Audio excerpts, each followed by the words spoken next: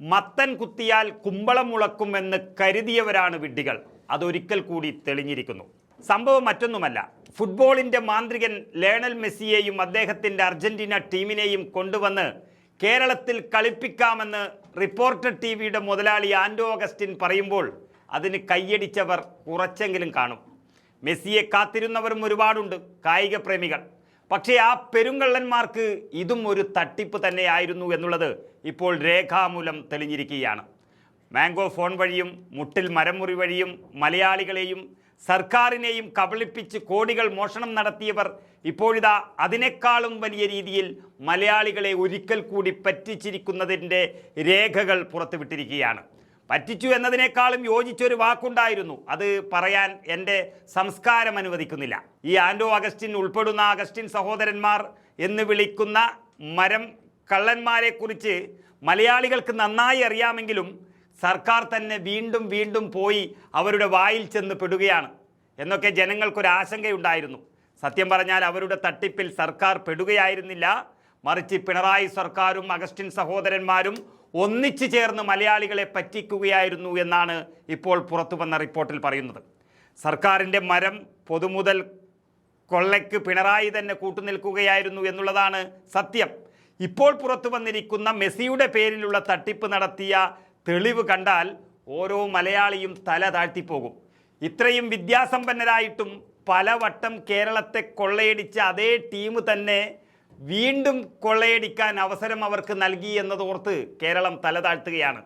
അതായത് കഴിഞ്ഞ പിണറായി സർക്കാരിൻ്റെ കാലത്ത് മെസ്സിയെയും അർജന്റീന ഫുട്ബോൾ ടീമിനെയും കേരളത്തിലെത്തിക്കുമെന്ന് പറഞ്ഞ് നടത്തിയത് കോടികളുടെ തട്ടിപ്പും വലിയ ചട്ടലംഘനവുമെന്നും തെളിയിക്കുന്ന കായിക വകുപ്പിൻ്റെ അന്വേഷണ റിപ്പോർട്ട് പുറത്തു വന്നിരിക്കുന്നു. അർജന്റീന ഫുട്ബോൾ അസോസിയേഷന് $1.5 കോടി അഥവാ 126 കോടി രൂപ നൽകിയെന്ന് സ്പോൺസറും മരം കൊള്ളക്കാരനുമായ റിപ്പോർട്ടർ TV ഉടമ അവകാശപ്പെടുമ്പോൾ പണം അയച്ചതിൻ്റെയോ ടീം അത് കൈപ്പറ്റിയതിൻ്റെയോ ഒരു രേഖയുമില്ല എന്നുള്ളതാണ് ഈ റിപ്പോർട്ടിൽ പറയുന്നത്. എന്തിന്? അർജന്റീനൻ ഫുട്ബോൾ അസോസിയേഷനും സംസ്ഥാന സർക്കാരും തമ്മിൽ കരാർ ഒപ്പുവെച്ചതിൻ്റെയോ സ്പോൺസറും സർക്കാരും തമ്മിൽ കരാർ ഉള്ളതിൻ്റെയോ ഒരു രേഖയുമില്ല. ചുരുക്കി പറഞ്ഞാൽ ആൻഡോ ഇതൊക്കെ വാർത്താ സമ്മേളനം വിളിച്ച് പച്ചക്കള്ളം പറയുമ്പോഴും അതെല്ലാം കേട്ടുനിന്ന അന്നത്തെ സർക്കാരും കായിക മന്ത്രിയുമൊക്കെയാണ് വലിയ കള്ളന്മാർ എന്ന് സംശയമില്ലാതെ പറയാം.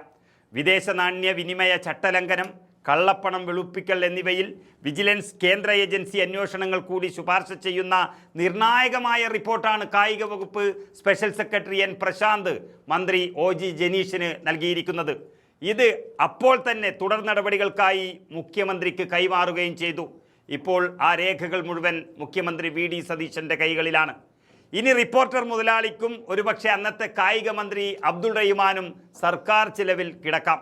റിപ്പോർട്ടിൽ പറയുന്നത് പ്രകാരം US ആസ്ഥാനമായി പ്രവർത്തിക്കുന്ന ഏജൻസി വഴി പണം കൈമാറ്റം നടത്താനാണ് സ്പോൺസർ സംസ്ഥാന സർക്കാർ മുഖേന കേന്ദ്രാനുമതി തേടിയത്. പക്ഷേ തട്ടിപ്പുകാർക്ക് തട്ടിപ്പുകാർ തന്നെ കൂട്ട് എന്ന് പറഞ്ഞതുപോലെ ഈ ഏജൻസി US ഏറ്റവും വലിയ സാമ്പത്തിക കുറ്റകൃത്യ അന്വേഷണം നേരിടുന്നവരാണ് എന്നും ഈ റിപ്പോർട്ടിൽ കണ്ടെത്തി. എന്നാൽ ആ കമ്പനിയെ വെല്ലുന്ന കള്ളന്മാരാണ് റിപ്പോർട്ടർ TV എന്നുള്ള സൂചനയും ഇതേ റിപ്പോർട്ടിൽ പറയുന്നു. അതായത് വിദേശത്തേക്ക് പണമയക്കാൻ സംസ്ഥാന സർക്കാർ മുഖേന കേന്ദ്രാനുമതി നേടിയെടുത്ത സ്പോൺസർ ആൻഡോ പിന്നീട് ആ പണം കൈമാറിയതിൻ്റെ രേഖകളൊന്നും തന്നെ സർക്കാരിന് സമർപ്പിച്ചിട്ടില്ല എന്നാണ് പറയുന്നത്. അപ്പോൾ അമേരിക്കൻ കമ്പനിയെ പറ്റിച്ച വിദ്വാൻ എന്ന സൂചനയും റിപ്പോർട്ട് നൽകുന്നു. അർജന്റീന ടീമിൻ്റെ സന്ദർശനം നീണ്ടതോടെ കരാർ ലംഘനത്തിന് സ്പോൺസർമാർക്ക് LDF സർക്കാർ 2 തവണ നോട്ടീസ് അയച്ചിരുന്നു. അതേസമയം അർജന്റീന ടീമിൽ നിന്ന് ഔദ്യോഗിക അറിയിപ്പൊന്നും ലഭിക്കാതെയാണ് കൊച്ചിയിൽ പ്രദർശന മത്സരം നടക്കുന്നതായി കേരളം കേന്ദ്രത്തിന് കത്തെഴുതിയതും പണം കൈമാറാൻ അനുമതി നേടിയെടുത്തത് എന്നും ഈ റിപ്പോർട്ടിൽ വ്യക്തമാക്കുന്നു. അപ്പോൾ ആൻഡോ ഒറ്റയ്ക്കല്ല, സർക്കാരും ചേർന്നാണ് ഇത് തട്ടിപ്പ് നടത്തിയത് എന്നും ഈ റിപ്പോർട്ടിൽ പറയുകയാണ്.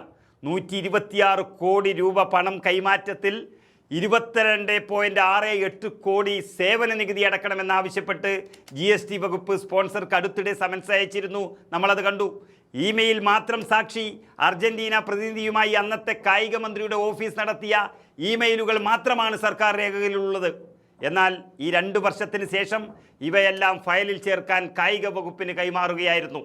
അർജന്റീന ടീമിനെ കൊണ്ടുവരാൻ തയ്യാറാണെന്നും അതിന് മുഴുവൻ സാമ്പത്തിക സഹായം നൽകാമെന്നും അറിയിച്ച് കളമശ്ശേരി ആസ്ഥാനമായ ഒരു ഗോടാഡ് ഗ്ലോബൽ എന്ന സ്ഥാപനമാണ് 2023 ജൂലൈയിൽ സർക്കാരിന് ആദ്യ കത്തയച്ചത്. അതിന് 20 ദിവസം മുൻപ് മാത്രമാണ് ഈ സ്ഥാപനം രജിസ്റ്റർ ചെയ്തത്. ഇതിനു വേണ്ടി മാത്രം തട്ടിക്കൂട്ടിയ ഒരു കമ്പനി. 1 ലക്ഷം രൂപ മാത്രമായിരുന്നു അന്ന് ആ കമ്പനിക്ക് മൂലധനമെന്നും സെക്രട്ടറിയുടെ ഈ അന്വേഷണത്തിൽ കണ്ടെത്തി കഴിഞ്ഞു. ഇതെല്ലാം റിപ്പോർട്ടർ മുതലാളിയുടെ കറക്ക് കമ്പനിയാണെന്നുള്ള സൂചനയാണ് ഈ റിപ്പോർട്ടിൽ വ്യക്തമാക്കിയത്. കാരണം പിന്നീട് സ്പോൺസറായി എത്തിയ റിപ്പോർട്ടർ ബ്രോഡ്കാസ്റ്റിംഗ് കമ്പനിയുടെ അതേ മേൽവിലാസമാണ് ആദ്യത്തെ ഈ തട്ടിപ്പ് സ്ഥാപനത്തിനെന്നും റിപ്പോർട്ടിലുണ്ട്. ടെൻഡർ ഇല്ലാതെ ഏകപക്ഷീയമായി സ്പോൺസറെ കണ്ടെത്തിയതിലെ വീഴ്ചയും വളരെ വ്യക്തമായി പരാമർശിക്കുന്നുണ്ട്. ഇതിവിടെ കൊണ്ടൊന്നും തീർന്നില്ല. അർജന്റീന ടീമിനെ കേരളത്തിലേക്ക് ക്ഷണിക്കാനെന്ന പേരിൽ മുൻ കായിക മന്ത്രി അബ്ദുൾ റഹ്മാൻ 2024 സെപ്റ്റംബറിൽ അന്നത്തെ കായിക വകുപ്പ് സെക്രട്ടറി പ്രണബ് ജ്യോതിനാഥ്, അതുപോലെ ഡയറക്ടർ വിഷ്ണുരാജ് എന്നിവർക്കൊപ്പം ഒരാഴ്ചയോളമാണ് സ്പെയിനിൽ പോയി ചുറ്റിക്കറങ്ങിയത്. എന്നാൽ ചുറ്റിയതും സർക്കാർ ചെലവിൽ പുട്ടിയടിച്ചതുമല്ലാതെ അർജന്റീനൻ ടീമിനെയും മെസ്സിയെയും ക്ഷണിച്ചതിൻ്റെ രേഖകളൊന്നും തന്നെ സർക്കാരിൻ്റെ കൈവശം ഇതുവരെയില്ല. ആരുമായാണ് മന്ത്രി കൂടിക്കാഴ്ച നടത്തിയതെന്ന് പോലും ഇതിൽ പറയുന്നില്ല. ഇപ്പോൾ സംശയമുണ്ടായിരുന്ന കുറച്ചു പേർക്ക് കൂടി അതെല്ലാം മാറിക്കിട്ടി. മെസ്സി വരും എന്നും പറഞ്ഞത് റിപ്പോർട്ടർ TV മുതലാളിയും പിണറായി സർക്കാരും ചേർന്ന് നടത്തിയ കോടികളുടെ തട്ടിപ്പാണ് എന്നാണ് ഈ റിപ്പോർട്ടിൽ പറയുന്നത്.